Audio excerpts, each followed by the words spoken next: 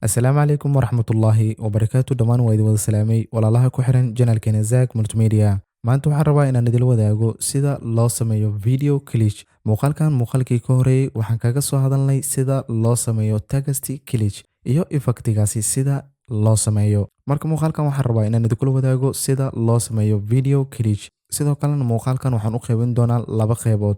Qaybta ugu horeysa waxay tahay in aan sameyno video glitch sida ugu fudud. Qaybta labaadna waxay tahay sidoo kale aan idin siiyo ku dhawaad 30 transition oo kala joog kuwii horena aanan ahayn. Marka sidaad u fahanto waa maxay video glitch. Sida videogan horta kaaga muuqdo transitionkaasi yar ku jira ayaa waxaa loogu magacaabaa glitch. Marka effectigan waa effect oo inta badan la adeegsado laakiin sometimes kaliya ayaa la adeegsada oo mar walba lama adeegsado. Marka ku soo dhawo muuqaalkan. ugu hore marka hadda waxaan soo furanaynaa Adobe Premiere Pro geena ayaan soo furanaynaa. Markaan Adobe Premiere Pro ga aan sidaan u soo furano ugu hore marka videoga iyo soundigiisa inta ay inoo yaalaan. Marka videogan ayaa waxaan keensanaynaa dhankan iyo timeline-ka. Marka waxaan leenahay right click kadibna waxaan kasii dooranaynaa new sequence from the clip. Markaan clipka aan sidaan meeshan aan u soo gelino ugu hore stepska aan qaadayna waxay tahay in aan zoom timeline-kaani aan dhehayno. Calaamadaasi ayaad jiidaysaa dhanka liftiga ayaad u jiidi kartaa. Haddii kalena waxaad keyboardka ka taaban kartaa plus iyo minus. Marka minuska waxa waaye zoom out, pluskana waxa waaye zoom in. Ugu hore marka waxaan sameynaynaa in aan videogan aan cut aan gelino. Right toolkaas ayaan dooranaynaa kadibna waxaan leenahay click xoogaa yar cut badan ayaan sameysanaynaa. Markaan intaan cut aan sameysano marka ugu horeyso markaan sidaan aan cut aan u sameyno qaybtan ugu horeyso cut-ka waan delete gareynaynaa, qaybtan kalena waan delete gareynaynaa, qaybtan kalena sidoo kale ayadan waan delete gareynaynaa. Xoogaa in zoom ayaan leenahay timeline-keena weli. Stepka ugu hore aan sameynayno waxay tahay videogan ayaan copy ka qaadanaynaa. Marka alt anagoo hayna ayaan qaybta sare ayaan u sii yara jiidaynaa. Markaan qaybta sare sidaan aan ugu sii yara jiidno waxaan nala sameeyay video copy. Kadib markaan videoga sidaan aan copy aan ugu sameyno ugu hore marka waxaan tagaynaa marka iskana fiiri inuu ku dooran yahay videogii copy-ga. Kadib waxaan tagaynaa dhanka iyo effect controlska kadib opacity-ga ayaa waxaan ka yara dhigaynaa conton. Markaan conton aan sidaas aan ugu yara dhigno kadibna position-ka ayaa waxaan ka rabnaa qaybtani right to left ayaan ka yara rabnaa. Markaan right to left aan sidaan u sameyno xoogaa sidaad screen-ka ba aad ugu jeedo sida oo filmada oo qof wareerayo oo kale ayuu noqday. Inta badan tan waa la adeegsadaa qofku markuu wareerayo oo kale amal ayaa loo adeegsadaa. Anaga laakiin sabab kale ayaan had yartaan aan u adeegsanaynaa. Xoogaa marka midkaan u soo yara dhaweey cut-ka haddana midkaan xoogaa u soo yara dhaweey. Markaan intaan sameyno sidoo kale isla videogan ayaa haddana copy aad ka qaadaysaa alt drag and drop it. Qaybta sare ayaad u soo yara jiidaysaa dhanka effect controlska ayaad tegaysaa kadibna qaybtaasi oo opacity-ga ayaad conton ka yara dhigaysaa kadibna position-ka dhanka liftiga ayaad markaan ka yara dhigaysaa. Markaad qaybtan liftiga aad sidaan aad u yara sameyso kadibna qaybtani dhexe ayaa waxaad ku daraysaa color.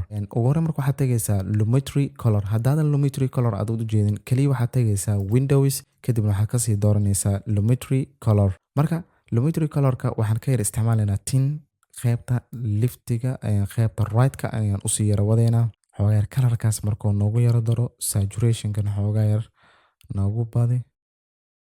Markaad intaan aad sameyso oo kan color aad ku yara darto kadibna qaybta saddexaad ayaad imaanaysaa haddana asaga sidoo kale copy ayaad ka sameysanaysaa. Qaybtan saddexaad markaad copy aad ka sameyso ugu horeyna waan iska fiirisaa in uu ku dooran yahay midkii copy-ga. Kadib asagana sidoo kale isla stepkii oo kale ayaad sameynaysaa.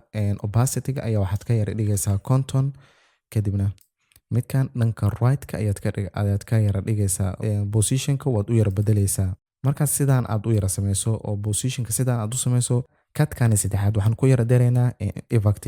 Marka waxaan tagaynaa dhanka iyo effects-ka kadibna effect arithmetic loogu magacaabo ayaan tagaynaa. Marka effect-gan markuu sidaan noogu soo baxo kadib drag and drop it ugu hore marka waxaan ku sii yara duldeynaynaa videogii copy-ga. Markaan videoga copy-ga aan sidaan ugu yara deyno kadib waxaan tagaynaa dhanka iyo effect controlska. Ugu hore marka waa in iska fiirisaa in uu videogii uu ku dooran yahay aad effect-ga aad ku dartay kadibna arithmetic-gan ayaad qaybta operator-ka ayaad furaysaa. Markaad furto ugu hore marka waxaad leedahay max. Markaad max aad dhahdo sidii aad u jeedo waxyaabihii dhan way naga wada baxeen laakiin dhib ma lahan qaybta red volume oo guduudka ayaad tiradiisa sare ayaad geynaysaa. Marka sidaan aad u yara aad u badiso redka, marka sidaad u jeedo waa lagu soo gelinayaa oo positionkii aad hadda aad samaysay. Markaas kadib marka ilaa iyo haddeerta ma dareemi kartid in uu effectigan ku samaysmay iyo in kale. Marka si aad u dareento waxaad soo gashanaysaa Sondi FX-ka. Marka Sondigani ayaan qaybtan hoose ku soo yara jiideynaa. Markaad Sondiga aad sidaan aad ugu soo yara jiido ugu horreynba meeshan sidaad u jeedo waa red line, marka green line ayaan ka yara dhigaynaa, waayo haddii kale si wanaagsan uma arkayno.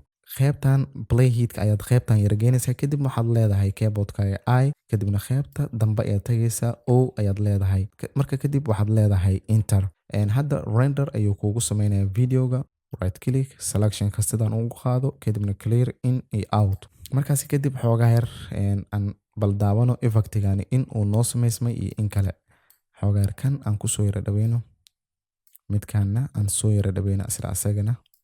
Marka hadda aan isla yara fiirino in uu effectiga noo samaysmay iyo in kaleba.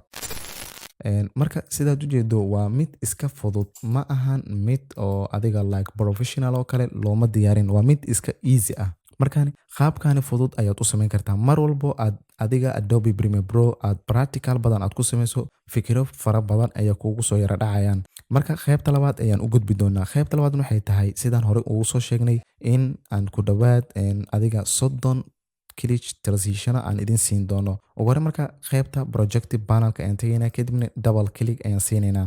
Marka cashirka hore midkaan ayaan ku soo yara samaynay. Marka haddaad midkaani aad haysato, midkaanina aad iyo aad ayuu ku anfici doonaa. Marka aniga kan hadda waxyaabo fara badan kuma aan soo ridin, waa iska un KB, laakiin kan wuxuu ku shaqaynayaa in aad kan aad la soo degto.